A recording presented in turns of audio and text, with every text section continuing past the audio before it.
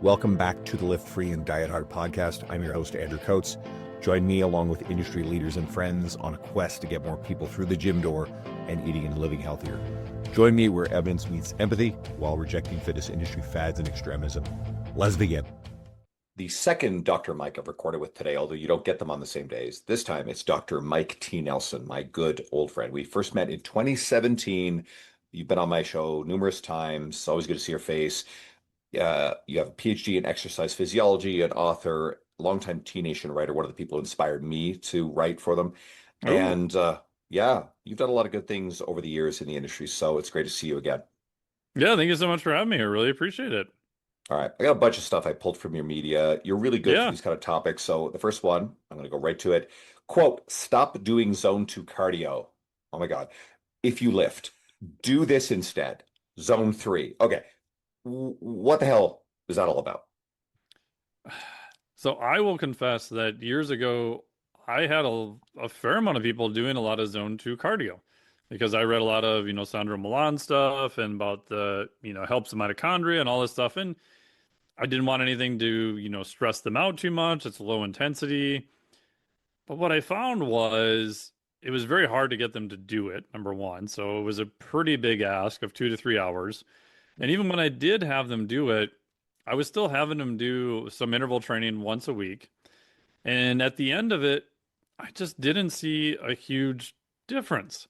So I was like, well, maybe I should start looking at the literature on this. And the more literature I read of people who are lifters or who are not high level elite endurance cyclists, I just became more convinced that there's just not enough intensity there to get the adaptations for an aerobic benefit that we think. And then talked to my good friend Christy Storchuk about this, and she ended up writing a whole narrative review on it. But people can find all the references and everything. She did a fabulous job with it. And the short version is, I just don't think Zone 2 is intense enough to get the aerobic adaptations most people are looking for. Now, will you get some movement? Yes. Can you do it fasted and use more fat? Are there some other benefits? Yes. If you want to get blood flow for recovery, maybe. But to me, if you're going to train aerobic stuff, I want an aerobic adaptation. I want to increase my aerobic metabolism. And I probably want to see a better VO2 max overall if I were to just pin it on one thing to actually measure. And so I started playing with the heretical zone 3, which is ironic because I had endurance athletes who only did zone 3, and the higher level they were, I actually had them split and do more low level stuff and do more high intensity stuff, and then they got better. But again, they're aerobic athletes, they were more highly trained. And what I realized was with zone 3, it's just enough, especially if you kind of touch zone 4, that you get some of the aerobic adaptations, but it wasn't enough to completely, hammer you before strength training sessions. It wasn't enough to get close to an interference effect.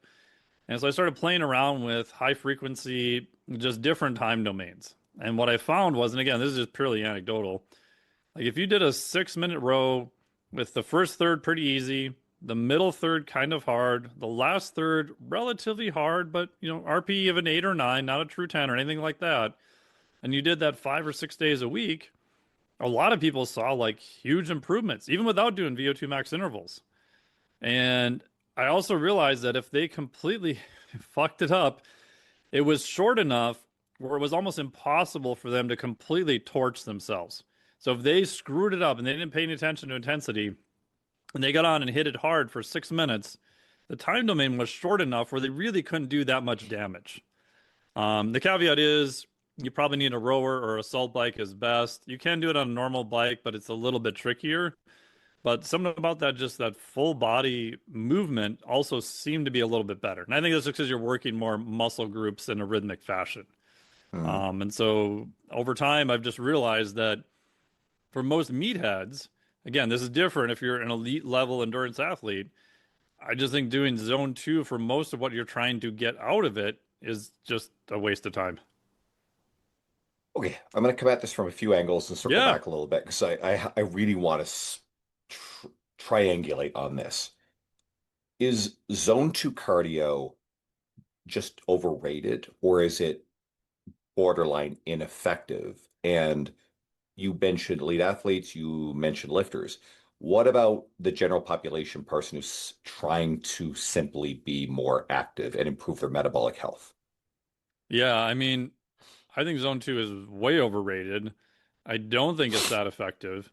And I would argue for the general population, it's even worse because what are you telling them to do? You're telling them to do some formal cardio for 2 to 3 freaking hours a week? Like these poor people have a hard time making it to the gym, doing any structured cardio, getting their steps in, making their food, all the other great stuff we tell them to do. Oh, now, bro, you want to do another 3 hours on top of that? I just found with general population clients, I stopped doing it with them because even when I thought zone two would help, I just gave up the argument because it was unrealistic. So I think the time domain is just not useful, where you could take way less of that time and have them do something effective that they got a better result from. And it's a way easier sell if you're a trainer. Like I'm Mm. telling you, maybe 36 minutes a week plus one interval session. So maybe 40 to 55 minutes a week max compared to 2 to 3 hours. They're like, yeah, I'm going to do the shorter one. And this almost sounds heretical based on the popularity Yeah, I of know. I Zone didn't 2. realize it was that popular either. That's how much of a And hole I live in. there are a lot of smart people that I've had on as guests who I respect who talk fairly extensively about the benefits of Zone 2 cardio. So I'm curious, are, is everybody else wrong or is it just contextual? I think it's both. I mean, I think so when I talked to, because when I started putting this stuff out, it was just stuff that I had found, I had read, and I honestly didn't think it was a big deal. I just thought, of course, people are going to be like, oh, yeah, that makes sense. And everyone, like, oh my God, the amount of people who send you hate mail and the people who are like, oh, don't you read this or that? And I would ask them, okay, give me the study. Tell me the study. Where are you getting this from zone two? And most of the time it was, well, Huberman said so and Peter Tia said so or X expert said so. And I'm Mm. like, okay, that's fine. But where did they get it from? Like what study? And most of them, if they were to pick one name, they'd be like, oh, Sandro Milan said zone two is best. And I'm like, yeah, have you read his stuff? He's great. I love the dude. I love all the stuff he's been doing, metabolic flexibility stuff. I've sent people to his lab to get tested years ago. But his stuff is in high level elite cyclists for the most part. And the literature is very clear on that. Like if your output is crazy high, you're a Tour de France racer, yeah, you probably need to do some polarized effect, a lot of base of low level training and hit it hard with some intervals, but be careful with them. But if you've ever worked with high level cyclists, they're all insane. Like, I think the reason you see most zone two adaptations there is because they're not out there pounding their dick into the dirt doing zone three and four. It's like left to their own devices, they'll just go ride in zone four just because it's fun. Is maybe this is an irrelevant question, but if you're dealing with extremely elite people, their capacity is so high that their Yes, zone two speed and activity level is still substantially higher than what it's zone two. bonkers. Like Is that part of Padoga, this? like his zone two stuff, I don't even know the exact number of watts, but it's probably higher than most people could do for a max output. So their intensity for true zone two, because they are so trained, is actually very high. Now, again, as a relative percentage of their output, it's still zone two, but that's the part that people miss. Mm, The average untrained person, their zone two is ridiculously low. Now, I get it that it's standardized per them as a person, mm. but it's like powerlifting, right? Like if a new person back squats 135, how you would train them is probably different than someone's whose 1RM back squats 850. Now, you could argue about percentages and all that kind of stuff, but you know that 90% of 850, I don't care how trained you are, is going to hit much harder than 90% of 135, right? You're not playing in the same universe, even though your percentages are the same. And that's what the same with zone two. Like, I do think they do see some benefit from it. There's a fair amount of studies that have shown that. Now, I would counter argument that maybe it's just they're not overtraining and then you're actually doing lower intensity stuff and you're just seeing more effective training overall. Maybe, maybe not. But in that population, yeah, zone two is actually quite effective. But most lifters are not elite cyclists. Their VO2 max is not in the freaking 70s.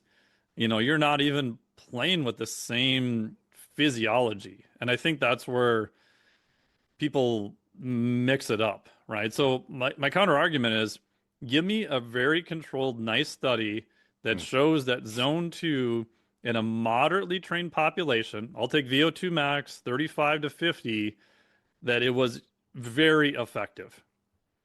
I Yep. I can't find it. Maybe it exists. Maybe there's one or two studies that exist, but it doesn't add up in my brain. Now, that's got me thinking. Let's flip the capacity and intensity scale. Mm-hmm. Could it be that in really untrained, really deconditioned people, them going and doing what might on the outside look like the pace of zone two, but because they're so deconditioned, they're actually doing zone three? Is that part of why maybe that population would adapt so well? I mean, we know that people who are deconditioned are going to adapt to almost any stimulus, right? So Yep.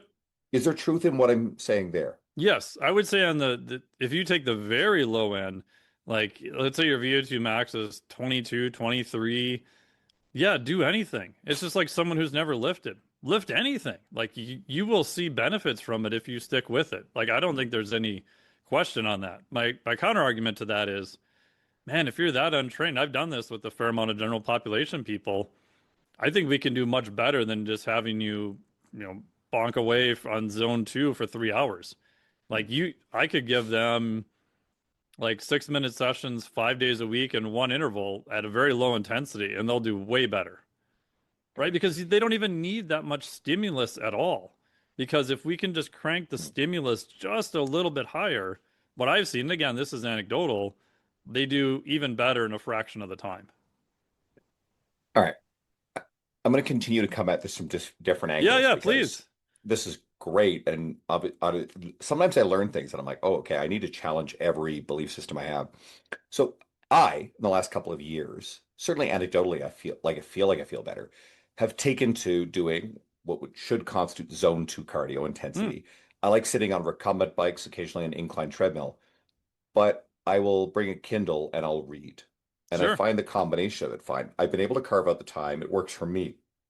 If somebody like myself who is, I mean, I don't do a lot of like high intensity, ultra endurance based stuff. So I'm not going to have the craziest VO2 max. I'm 240 pounds at 48 years of age, relatively lean. But guess what? I just haven't trained for that shit since I was young. I was a cross country skier in like junior high. Oh, wow. Yeah, did really well with that stuff, but just abandoned it a long time ago. Side quest. But I built the capacity into my life. I enjoy it. I look forward to it. I have the time. And I've paired it with something that I find very useful, I feel good about. Is zone two intensity useless for me? I know it's a strong word. Or how would you characterize it? I would characterize and say that it is very ineffective for the purpose of increasing your aerobic capacity. Okay. Now, again, if people like doing it, they found time to do it, will they generally feel better doing it? Yeah, because you're doing light movement, you're doing something else, you're getting blood flow. If you're beat up all the time, yeah, I have people do zone two stuff for that reason, to push blood flow around. Like, all the old Russian recovery system was all just based off of blood flow. Do you get some movement? Yep. Do you burn more calories? Yep. Is your flux of calories going into the system, out of the system higher? Yep. If you're doing it fasted, do you potentially use more fat as a fuel? Yes, in terms of just the total percentage. And I think all those are benefits. Yes. My argument is if your goal is to increase your VO2 max or your aerobic output, I don't think it's going to move the needle. I'll interrupt this episode for a quick but important side quest. While I don't think everybody needs to track nutrition all the time, tracking is one of the most powerful tools to make sure you're not eating too much or too little. And Macros First is my go-to app for me and my clients. Macros First has a free barcode scanner, and a premium version comes with a bunch of cool stuff to make managing your nutrition easier. Like, one, AI search. AI is everywhere now, where you can speak or type the foods you wish to save and log everything without having to search for each individual ingredient. Two, import recipes from a website. Save time creating recipes manually by importing all ingredients and instructions from your favorite recipe websites. No more searching for each ingredient one by one. Just paste in the website. And 3, this one's a big one for nutrition coaches, follow unlimited friends so you can follow all your clients. And there's a lot more cool features. You can try the premium version of Macros First free for 14 days. Just download Macros First from the App Store. And during setup, you'll be asked, how did you hear about us? Type in the code Andrew. Okay, so a couple more ways to go about this. So Yeah. Your citing VO2 max, will often hear people talk about how perhaps VO2 max is a little overrated in terms of its relationship with longevity. Maybe I'm wrong in that.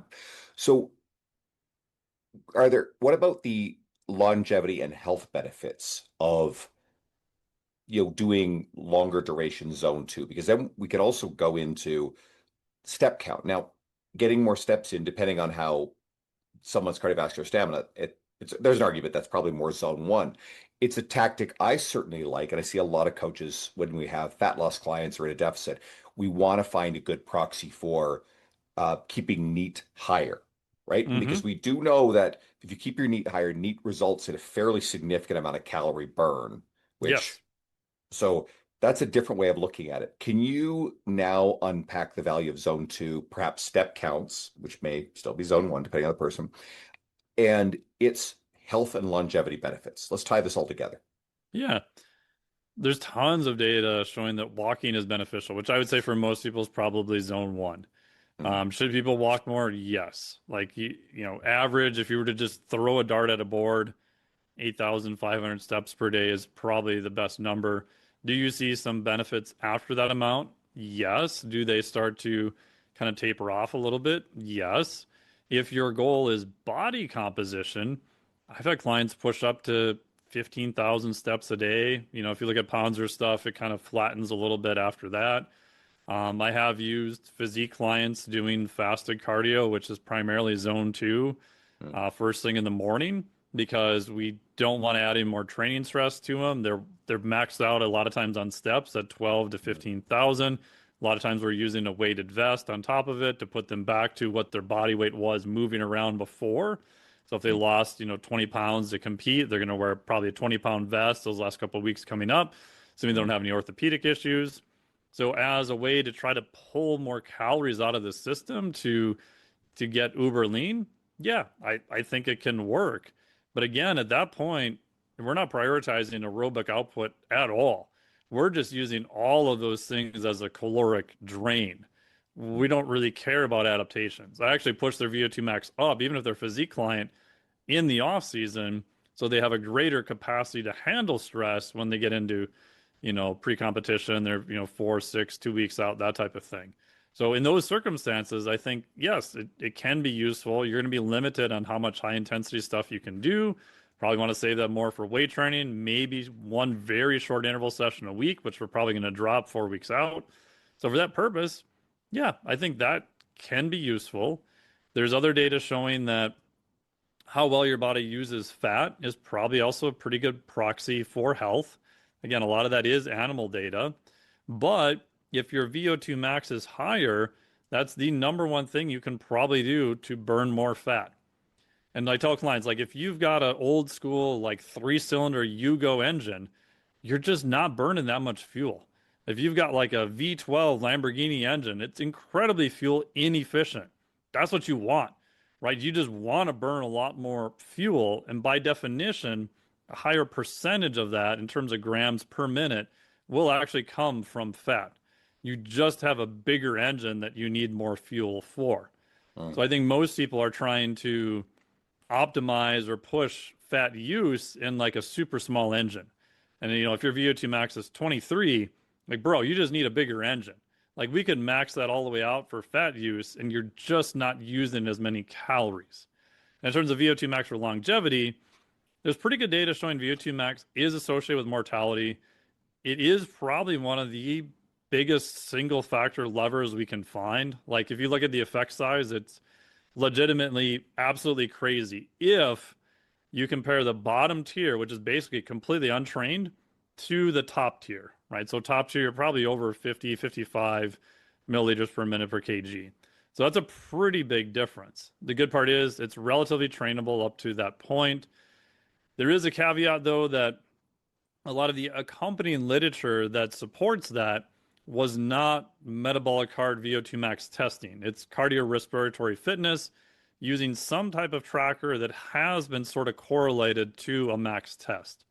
So the argument is that when people really get down in the weeds, some of that data is using basically like a smartwatch type thing to look at movement to equate that to a VO2 max. There's only like 3 main studies that have actually used metabolic heart to actually measure VO2 max over several years. The last part on that is that it's what they call a hard endpoint, which means at the end of the study, you're either alive or dead. And as cruel as that is, that's a pretty easy measurement to figure out, right? Now, it doesn't equate for quality of life. And the last part is that we do know the VO2 max will go down with age. Now, how much of that is aging versus training? It's highly debatable. I don't think it drops as much as what we think if you're doing intelligent training, but we do know that it does go down in general with age. It definitely goes down in general population. Granted, they're generally not training either. Fair. I think it's worth asking.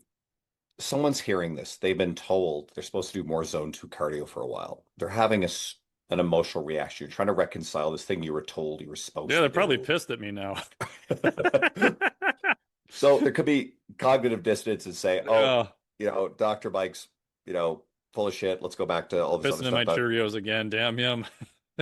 Or they're going to listen and go, okay, maybe I'm willing to question the stuff that I've been told for a while. Is there anything you'd say to the person to help reconcile? Because we're going to get tactical next, but help them reconcile. Did they waste their time, or is this just an opportunity to go, okay, now we can upgrade the approach? I mean, it's always dependent upon what is your output, right? Is a glass half empty or half full? Like I've had some people who are so pissed off at me, and they're like, "But you still did something beneficial for your body. It's not like you were out, drinking every night, and I'm telling you something different, right? You were doing something that is beneficial, and you definitely didn't get worse doing it. But if your goal is to increase your VO2 max or push aerobic training, my argument is you can probably do something that's sufficiently less time. And I've had other people who are like, oh my God, thank God. Like I didn't realize I don't have to do 3 hours a week. I'll just do the 6 minute and do some intervals, which we'll talk about. And my counter argument again would be, you don't have to trust a single thing I said. Like you can literally test this shit for yourself. Like get on a Concept 2 rower, do a max 2K, which is a good proxy for VO2 max. If you can run, granted, most meatheads, I want to watch them run about as much as I want to throw battery acid in my eyes. But if you're comfortable running, do a 12-minute Cooper run test, right? Both of those will give you a VO2 max, and you have your time performing that test. Now, do a different approach for 6 to 8 weeks. See how much of an increase you get. Decide, okay, I'm not going to do the 6-minute intervals. I'm going to go back to my zone 2, and I like my teddy bear, and that's what I'm going to do. See how much of an improvement you get. I will bet a fairly large sum of money that most people will see a much bigger benefit when they do an approach that's different than zone 2. All right, let's talk tactics. So let's use me and then we can go a little broader. Sure. So as someone who you know enough about roughly where I am, Yeah, an idea. And I again like hey, I've trained myself to like the idea of zone 2 cardio. I'll sit on a recumbent bike and I'll do it for, some days I just don't have more than 20 minutes in me. Sometimes it's 30 to 40, right? yeah. It is ultimately a little time consuming. What would you say? And let's say my goal is I want cardiovascular health. That's my primary guiding star on this one as I get older. And I've got an air bike in my basement. I've Perfect. got rowers at the gym that I work out at, stair climber, etc. Let's do the air bike. What would be a pretty straightforward protocol? Not too complex, intensity, duration. And I definitely want to answer within this as well. What does zone 3 look like? And what does it feel like? Yeah. The easiest definition of zone 3 is, it sounds stupid, but it's just above zone 2. It's literally like if you use the talk test, which is zone 2 is I can have a conversation. If you were talking to me, or I was talking to you, you could tell I was exercising, but I could get complete sentences out. Like you could hear I'm still breathing a little bit, but I could talk in complete sentences. Zone 3 is you get like half a sentence, maybe a full sentence, and then you've got a longer pause because of breathing. Again, you can use heart rates, you can do all that stuff. If you do a heart rate, you can just look up what zone 1 through 5 is, a 5-zone model. Make sure the top part, the max number, is an actual exercised max number. Do not use 220 minus your age. The standard deviation on 220 minus your age is like plus or minus freaking 17. Like you will not even be close at all. But go do something very hard for 3 to 5 minutes, put an actual heart rate strap on, and say, oh, wow, okay, my heart rate max was 175. Great. Until proven otherwise, all your equations will use 175 as your max. If you've got a crazy day where you get a hair up your ass and you hit 180, great. Now for the next 6 months, your new max is 180. So you can recalculate from there. So using kind of the pseudo talk test where you could get a sentence out, but it definitely feels labored. You should also feel like in zone 3, you can go 5, 10, 15, kind of 20 minutes. Like you should be able to do some duration. If you're like, man, I maxed out at 60 seconds, way too hard, right? So the duration will also tell you. And so what I would do is I would do some type of preliminary test. Again, I can't find a really good test for the assault bikes. There's a huge difference between the two main ones in terms of what they report out to you. I think the mechanical equations are a little bit goofy. My friend Dr. Kenneth J has talked a lot about that. But either way, you could just do your own proxy test. So I have a back of the envelope. You can do an 8-minute test, 10-minute test, whatever. Just pick a time domain, see how far you get on the assault bike, go as hard as you can, right? It's hard to get a VO2 max from that, but you'll have your starting point. Again, concept 2 rower, do a 2,000 meter. If you can run, 12-minute Cooper run test. So you have your starting value number. And then I would do on a rower or assault bike, just 6 minutes, like try to hit like 6 days a week or even 5 days a week. And so for those 6 minutes, it's mostly going to kind of average zone 3, but you are going to touch zone 4 and maybe just barely touch zone 5, right? So I like RPE, like the first 1/3 should be pretty easy. Like breathing's not too bad. You're probably not in zone 2, but it doesn't feel too bad. The middle 1/3, okay, I feel like I'm doing some work here. Like I got to kind of concentrate. I got to kind of pay attention. The last third, it should feel pretty hard, but not like I need to light my nutsack on fire and snit, pre-workout off the seat before I start, right? RPE in the last third, probably not even much above an RPE of an 8. So it's still hard, but it's not all out by any means. Do that 5-6 days a week, and then do one set of what's called VO2 max intervals. Pick a time domain between 2 to 6 minutes. And your goal is you're going to go as hard as you can for that time domain, but your output should stay pretty even. We don't want to see you start high and then just tank the last part of it. So for someone like you that's moderately trained, I would target 4 or 5 minutes. And then you're going to rest completely. Your heart rate should be below 100 or possibly even below 90. And then you're going to do another one if you can. And over the weeks, you're going to add one interval per week. You don't have to add every week, but your goal is to hit your total time of VO2 max intervals, 14 to 16 minutes. So if you're doing, let's say 4 of them, right? The old school Norwegian 4x4, you're going to be about 4 weeks into it. You're going to hit 16 minutes. Now, again, it may take you 8 weeks to hit that point. Totally fine. There's no need to rush it. And when you look at it, let's say you're hitting, I'm making up arbitrary numbers, 300 watts on the assault bike, right? Or the echo bike. And you should be able to hit those 300 watts within, plus or minus about 5% each round. So if I see you report round 1, 300, round 2, 298, round 3, 301, round 4, 295. Cool. That's good. We want to see that you're holding that output. If that output drops off too much, you're done for the day. Don't worry about it. Okay. All right. So for someone who's trying to experience this, what does the intensity look like? Because I think you described what it feels like. What does it look like? Or is that really contingent on someone's ability? It's really hard. So if you want to really have a head trip, look up any elite level, like it's an erg, but concept 2 rower, like look up elite level 2K row. And you'll look at it and you're like, how the hell is that guy or gal doing those wattage? And most of them, they don't look like they're working that hard until they stop and they fall off the thing and practically vomit, right? So it's hard to tell by looking at someone. And the more trained they are, the less you'll be able to tell. So I like using RPE, because RPE is internal. How do you feel relative to yourself? And then I like looking at heart rate, and then what is the output? And if your output is, like, say you're doing your 6-minute thing, right? And your output is just going down all the time, I can guarantee you're going way too hard. Like, just back off. Like on the 6-minute one, like you're probably not going to push up the total distance for 2 or 3 weeks, and that's fine. I don't care. It's just like, just go in, get some solid work. Don't worry about it. Right. And I think that's the biggest mistake is people want to, well, I did one yesterday. I want to do a little bit better. And what happens is their intensity just gets to a point where they can't do the frequency needed. So it just gets, it's like lifting, right?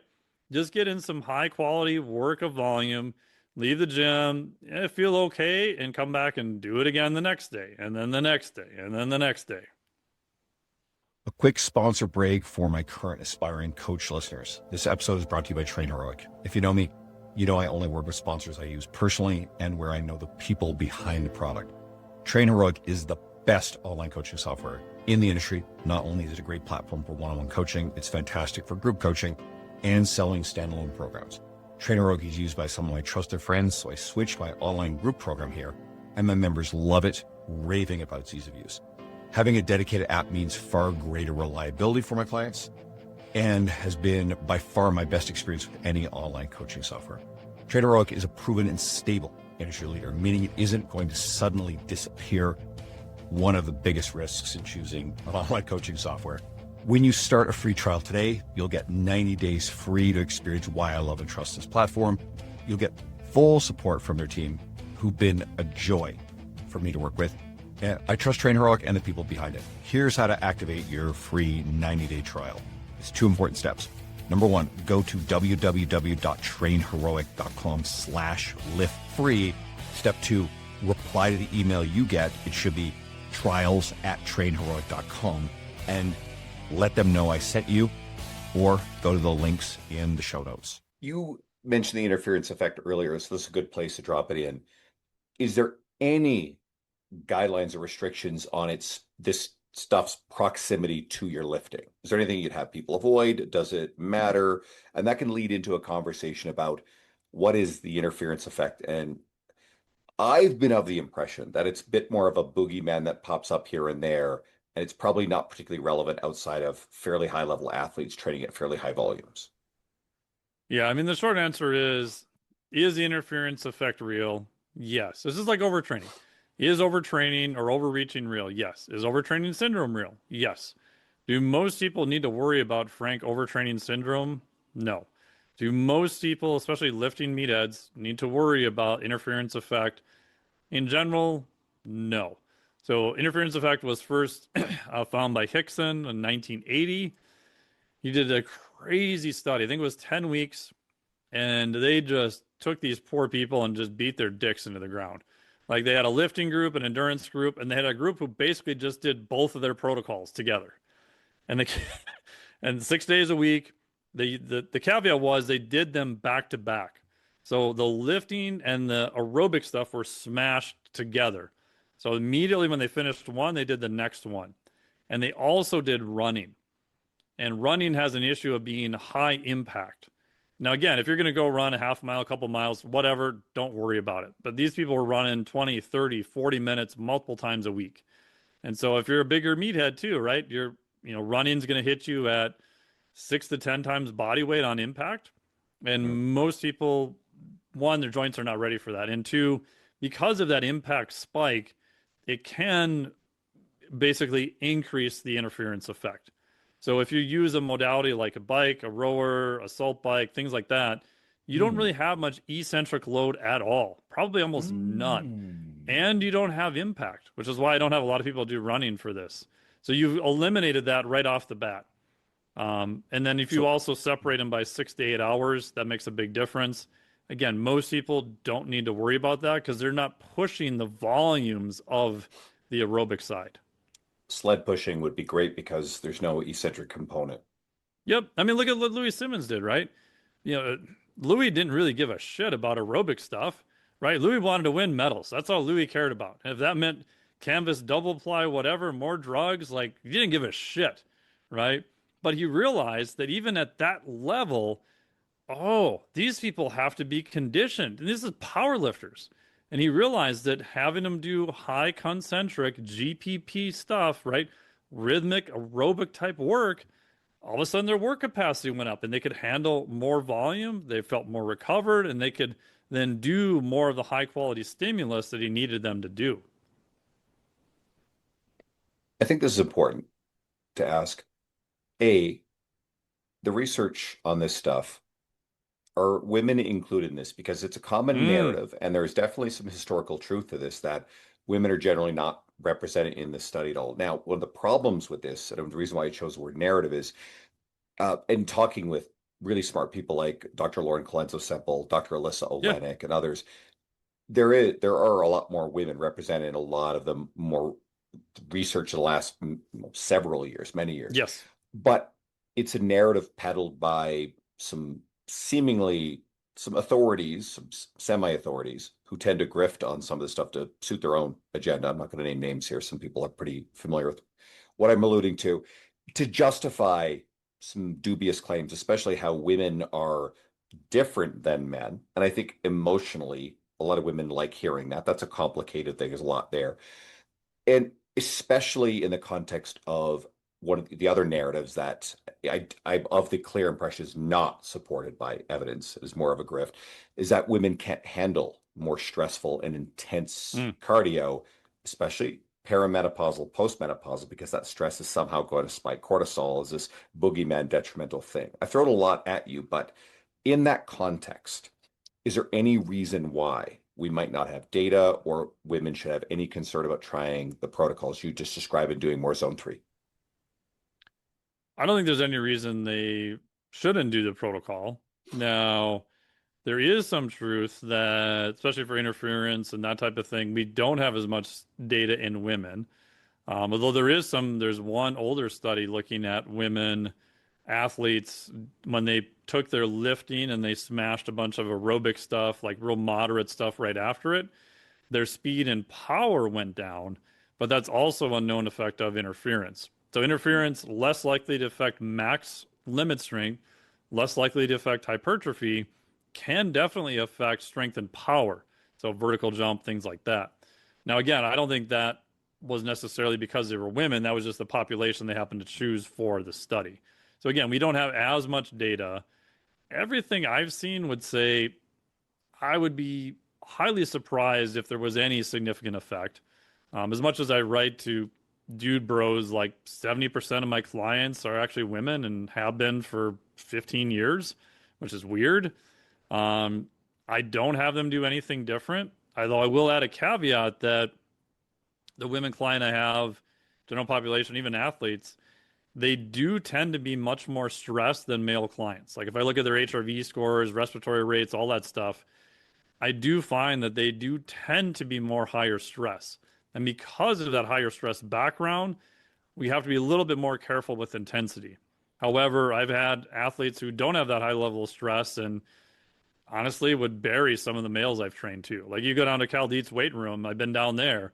Yes, female athletes that I guarantee will absolutely bury most males. Mm.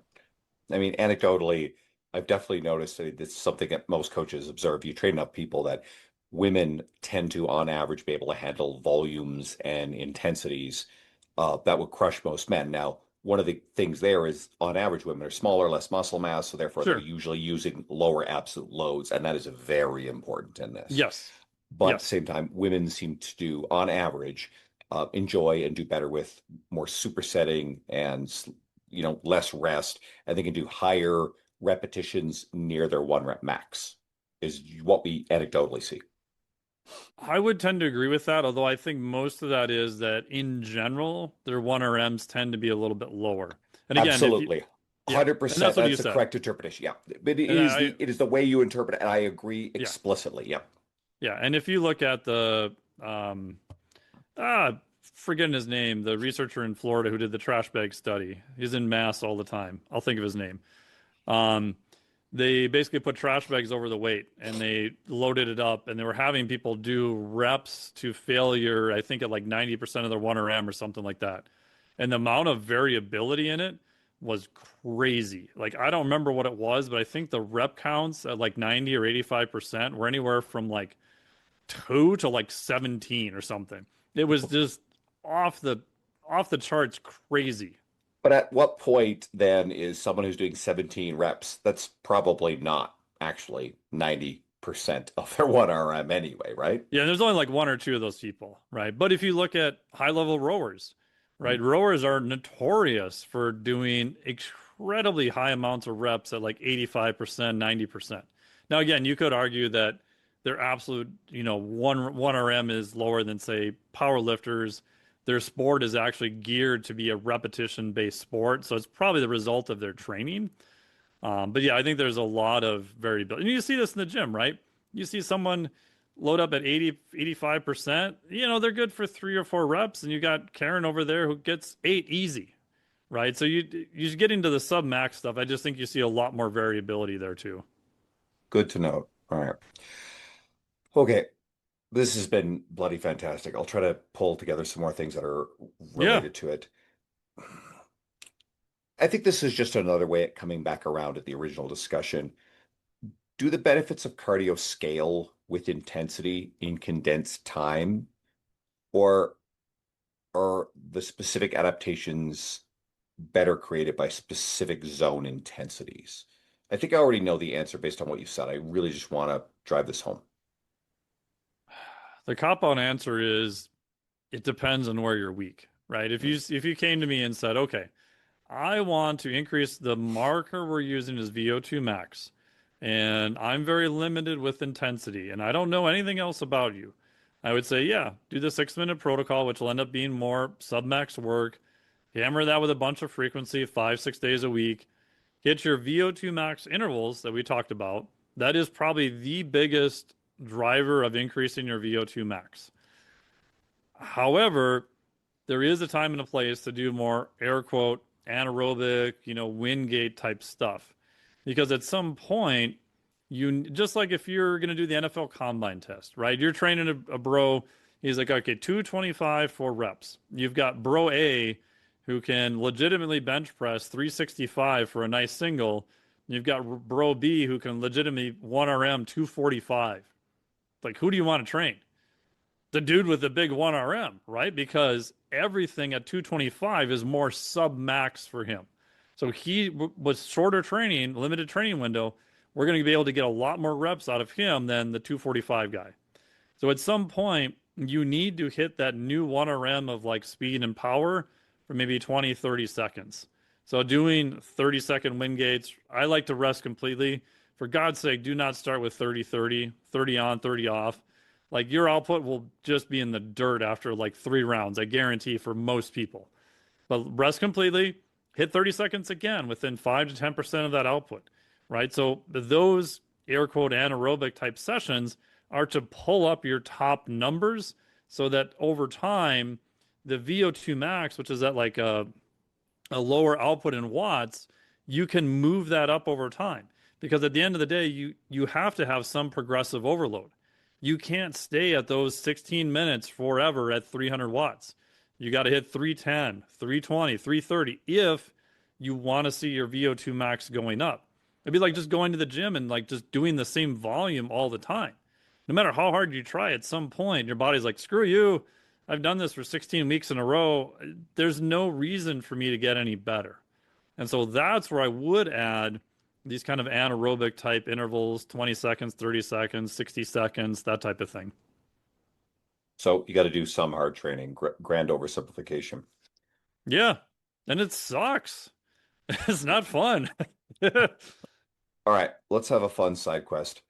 Yeah. As of time of this recording, the enhanced games just happened. And I mean, I just see Yeah. I saw less of them on media than I saw fitness professionals complaining about the enhanced games. So, I mean, but I don't really pay attention to anything that's on TV. So, yeah, lots of buzz, lots of negativity. Are there any implications to this? Is this just a sideshow? Or, I mean, some people are saying this is a pipeline to promote and sell supplements and literal performance-enhancing drugs. What's really going on here? Again, this is my biased opinion. I know some people who do advisement to them and that kind of stuff. I personally think it's super interesting, and I like the fact that they are open about what they're actually doing with a caveat. I would argue they're very open about the drugs and what's been going on and the testing procedures, which I think is great, right? If everyone is saying exactly what they're doing, we kind of have a sort of level playing field. My pet peeve with that, though, is I have to double check this, but every source I found says this is correct. In like these swimming events, which is where a world record was broke, again, unofficial, it's the enhanced games, take it for what it's worth. They did allow them to use mechanical doping. So mechanical doping is the shark suits that were outlawed many, many years ago because they drastically change your buoyancy and friction in the water. I didn't hear a single person talk about that. And to me, I think that's kind of disingenuous. That, okay, and I get it. Like the premise is we're going to use whatever technology we can to enhance sport. Cool, I'm fine with that. If that's your rule book, great. But I felt like when I watched, and again, I didn't watch every swimming event. Maybe they said it, maybe I missed it. Entirely possible. The thing that pissed me off was, me personally, I felt like it became a shtick to sell drugs. And the fact that it was sponsored by a telemed company. And if you watch like some of the announcements, they would say, oh, well, this person took this or that, or wouldn't you like to enhance your performance also? And they would very almost blatantly, no one asked a swimmer and said, hey, you know what? I noticed you use this different suit. Does that help you? Because that doesn't transfer to the average person, right? But the average person's thinking, oh man, I need peptides. I need drugs. I need TRT, right? I want to look like this pro guy. Never mind that those people, almost all of them were professional athletes or are. Most of the ones who trained for this, like legitimately actually trained for it. Most of them have been training their entire freaking life. The fact that you think you're going to take some drugs and do well, good luck with that, right? The most jacked swimmer plays dead last, right? The guy who was clean won the 100-meter sprint. So I think it also shows that, this sounds horrible, but I'll get tons of hate mail for this. Whatever. Most trainers know nothing about training athletic performance. They think that if we just make someone look bigger and stronger, they're going to clean the clock with everyone else. No. But at some point, does strength and power matter? Yes.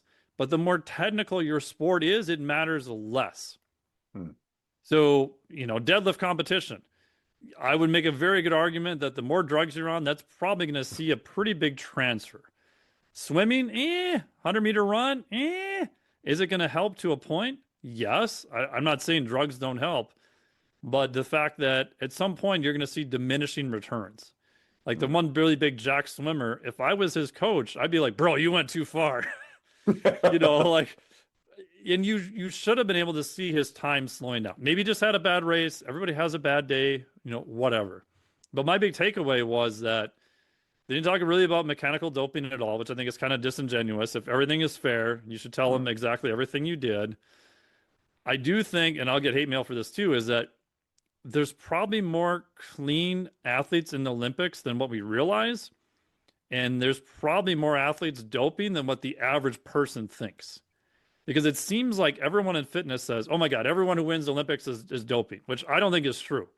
I do think there are people who are doping in the Olympics. I do believe that they have won medals, right? Look at when the Russians doped. They kicked everyone's clock in primarily more speed and power events, right? There's a whole Icarus thing, right? So for people who are listening, they used to say, well, we're going to taper the drugs off, so they'll test clean, all this kind of stuff. And when they're in Sochi, they just said, fuck that. We're just going to have them dope all the way up, and we'll just change the urine samples and put in a clean sample, which is literally what they did. They had a hole in the wall. They passed the urine samples through. So when they tested them, they tested clean. So they just said, fuck it. We're going to dope them all the way up because the sample is going to be clean anyway. So it's Uh, more the real picture, I think, is more complicated than anyone wants to admit. And again, there's tons of co-founders, right? You arguably have athletes who may not have been at the top. You have athletes who, if they are going to enhance, obviously they're not going to compete at the Olympics again because they're going to be barred. And so there's all sorts of variables going on. What was also interesting to me is that they announced if anyone breaks, what is it, Bolt's record, 986, I think they have $10 million in prize money for next year. Someone can double check that. So I is think if Bolt's you make the nine prize nine money, five eight? Isn't his best 958? If I'm not mistaken, I'm sorry. oh, it might be 958. I might have got Yep. them backwards. Yeah. Yep. But if you break the world record, I think it's $10 million now.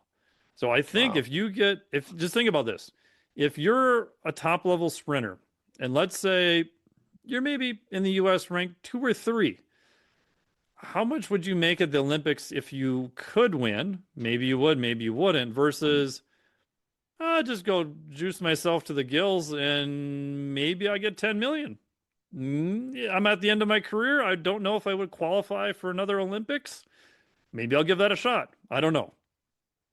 Would a lot, you said a lot of these athletes have trained for a long time, but the people who would have self-selected to dope are literally taking themselves out of Olympic contention. Most So likely, would yes. this have biased towards slightly older, slightly past peak athletes anyway, which Yep. has got to be at least part of the explanation why we saw, as I understand it, very few theoretical world records happen. Is that part of this? And I'm Yeah, it's also definitely part guessing of it. that the most of the best athletes, especially the ones who are still within that age range, probably wouldn't want to be associated with this and therefore wouldn't have chosen to participate. So I'm guessing you're probably not seeing the representative sample of the absolute best genetic and trained elite who would have been the literal gold medal winners anyway in their physical prime doing this anyway. So you're not really getting a true comparison point. Yeah, I would agree with that. I think that's extremely valid. And Hmm. I won't name any names in public, but we'll say I know some people who train people at the Olympics who there's drugs that are used. Like I don't think that's a shocker to anyone either. I mean, just look at what's happened in the past historical thing.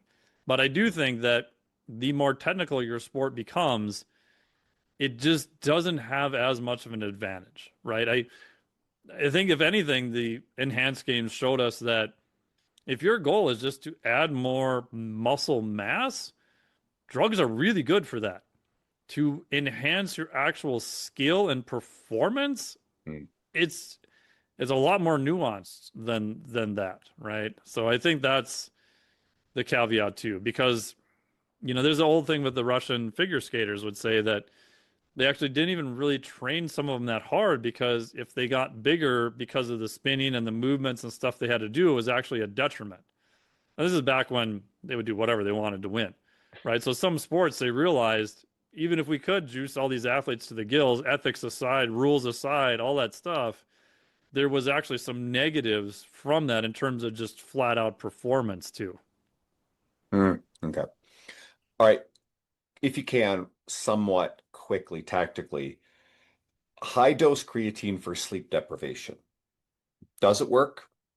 And how long can someone get away with this before they need to deal with their sleep? Uh, it's a temporary thing. Like you're gonna have to deal with your sleep at some point. It's like caffeine, right? Caffeine, I say, is the credit card of sleep.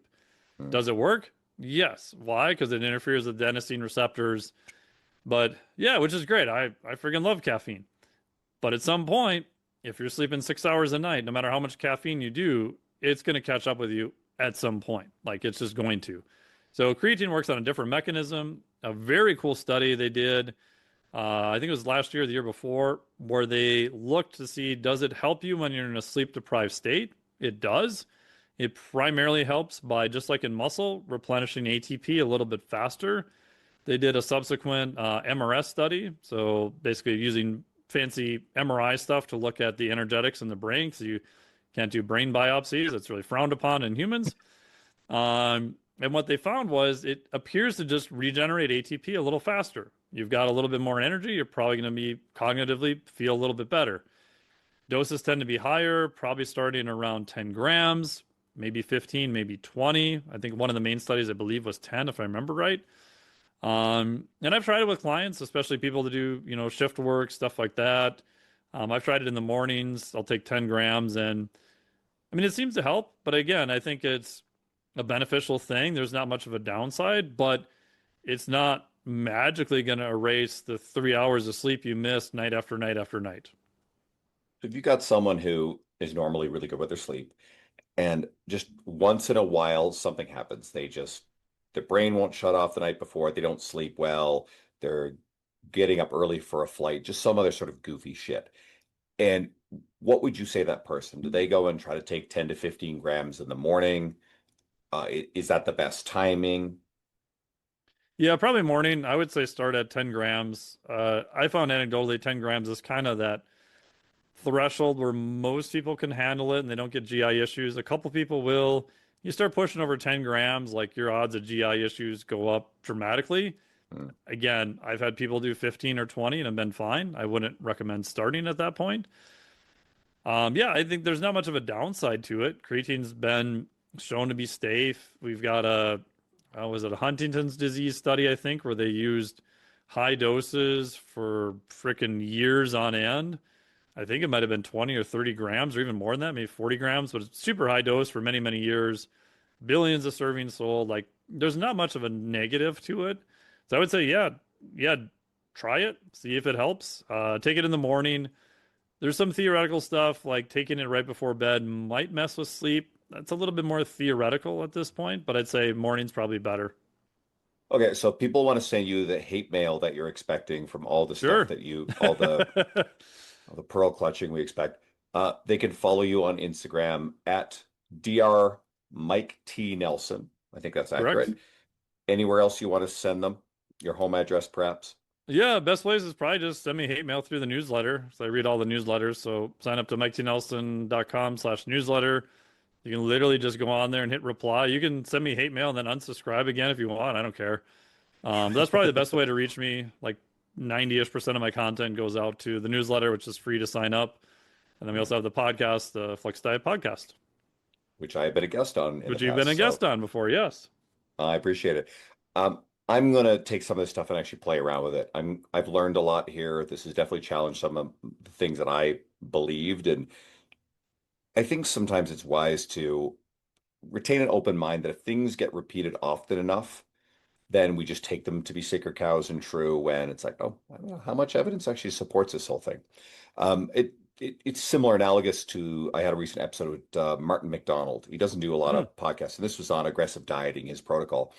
And shit, there's a lot of beliefs about how bad, deep calorie deficits. And obviously there's a way to do it and a way not to. And there's a lot of parameters that Martin gets into. But honestly, there's a lot of myths that get busted about deeper, more aggressive diets and faster fat loss. People would assume that it causes more significant regain. That's actually not supported by the Nope. evidence. It causes eating disorders. That is not supported by the evidence. There's a few other myths in there, and it's actually the most popular episode to date. So if anybody's interested in that one, message me. I will send it over.